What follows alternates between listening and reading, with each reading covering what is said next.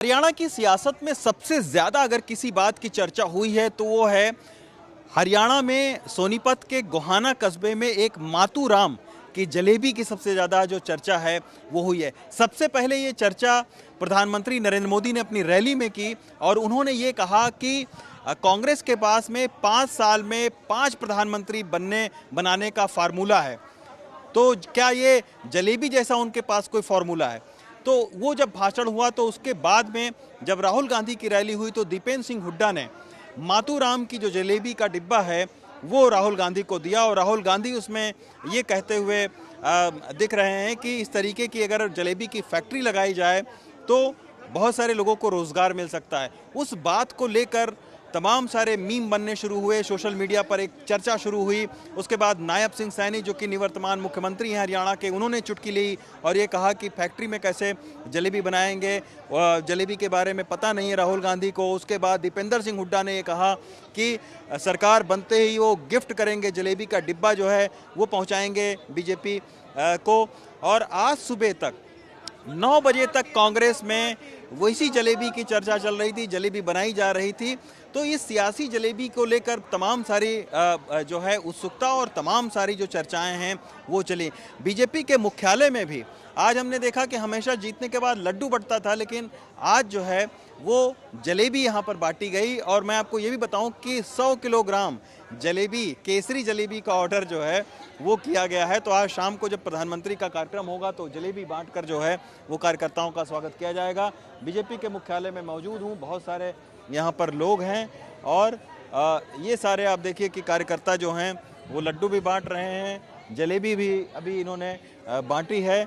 तमाम सारे जो चर्चाएं हैं वो हो रही हैं।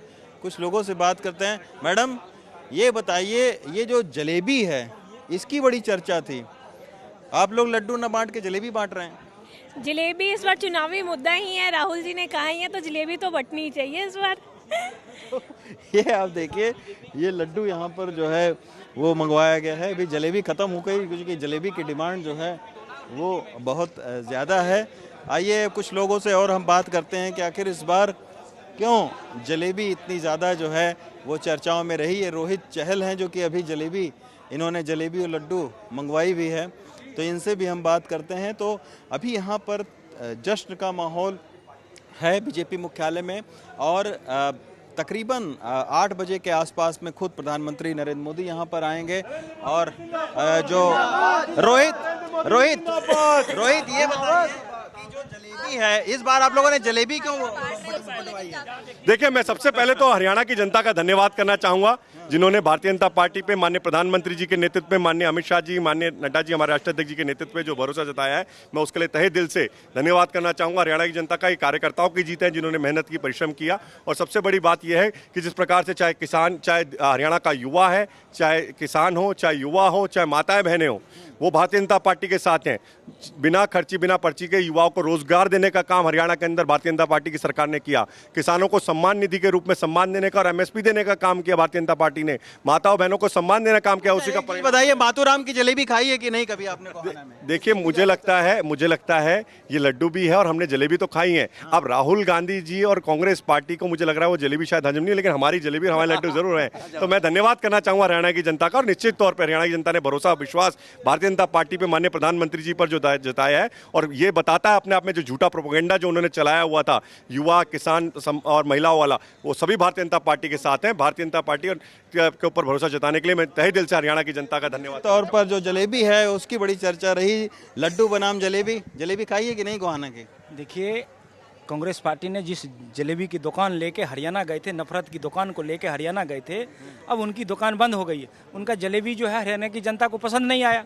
अब उन्होंने कहा था युवा, किसान, जवान, खिलाड़ी, आज़ादी के बाद पहली बार अगर इन सब का अगर किसी ने सम्मान किया, इन सब का अगर किसी ने मान सम्मान बढ़ाने का काम किया तो वो भारतीय जनता पार्टी की सरकार ने किया और मोदी जी की सरकार ने। निश्चित तौर पर हरियाणा में ये एक बड़ी जीत है क्योंकि अभी तक हरियाणा में तीसरी बार सत्ता में वापसी का कोई उदाहरण नहीं है, लेकिन बीजेपी ने ये कर दिखाया है।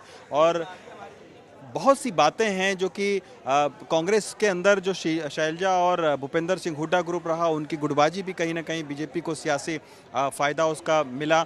और जो बिना खर्ची बिना पर्ची की जो योजना है, जिसके बहुत सारे गांवों में, बहुत सारे शहरों में उसको लेकर एक बड़ी सकारात्मक चर्चा थी बीजेपी के पक्ष में, उसने भी एक बहुत अहम भूमिका निभाई है। तो निश्चित तौर पर ये एक बड़ी सियासी जीत के तौर पर बीजेपी का देखा जा रहा है। और हरियाणा में इस जीत से महाराष्ट्र का जो सियासी समीकरण है उसमें भी बीजेपी को एक आत्मविश्वास मिलेगा।